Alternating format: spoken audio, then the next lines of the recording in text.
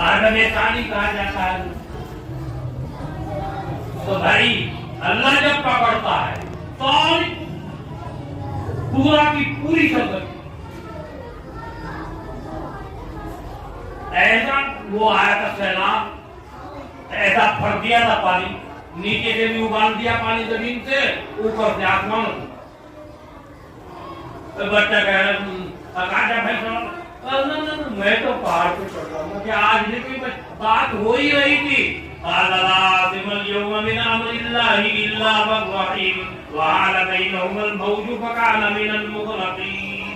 वो कह रहा है हमने पहाड़ पे बात हो ही रही, बात कोई नहीं बचा सकता, बात हो ही रही थी, मौज आई दरिया की।